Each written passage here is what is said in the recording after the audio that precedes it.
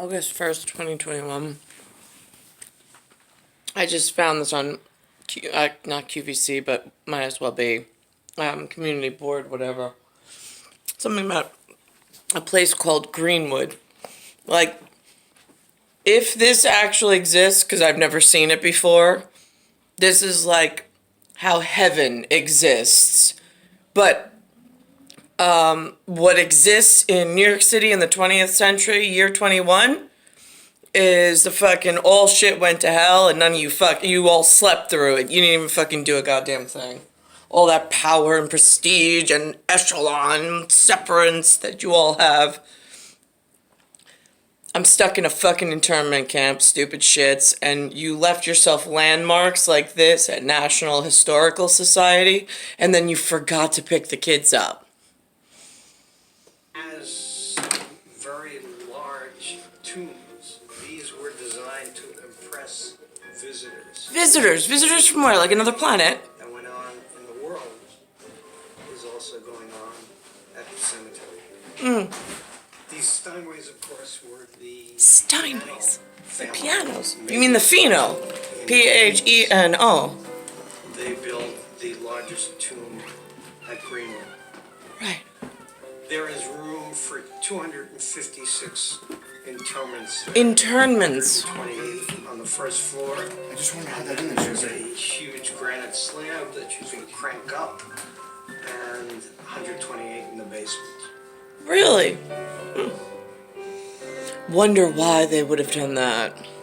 Actually, I don't wonder, but whatever. Location played a big part in the selection of burial plots in Greenwood's early years, with families having the entirety of the land to choose from.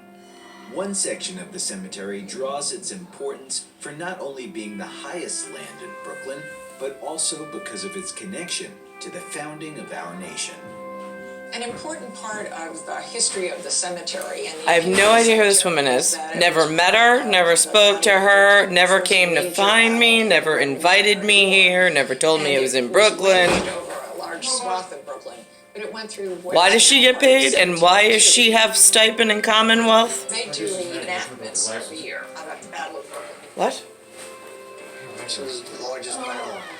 Never even makes its way into Queens that any of this even exists. And so that's important as a.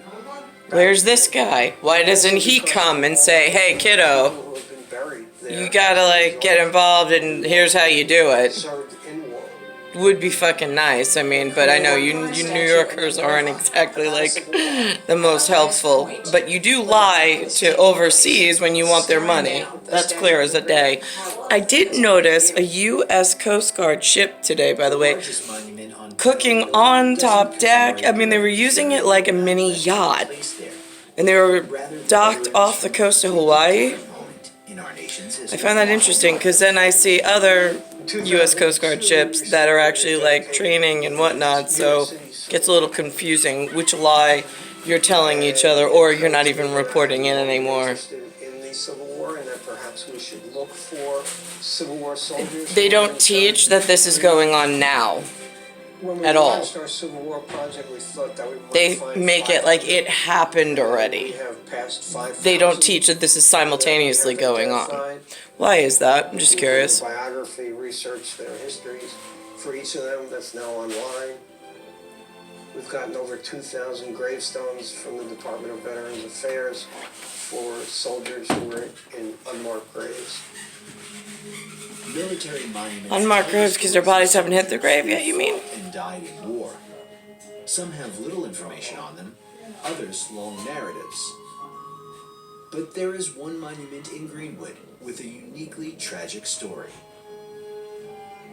The little drummer boy, Clarence Mackenzie, was 12 years old when the Civil War began. He had been a drummer in one of the New York State militia units. And when the war started, This is an interesting way to tell yourselves why you're worth every penny of the ridiculous whatever you collect while taking breath and doing absolutely fucking nothing. On here as well, is something about a Singer building in Manhattan. Singer, Singer sewing machine. Oh, whoa, there he is. Except it never got built. I've never seen it in Manhattan. History of different architectures, everything from the 1847 brownstone. He hired an architect by the name of Ernest Flagg to build what was considered one of the most beautiful. Would have been the most beautiful, except it never got built in Manhattan. No idea where it might have been built instead. That perhaps he had hired Flagg to do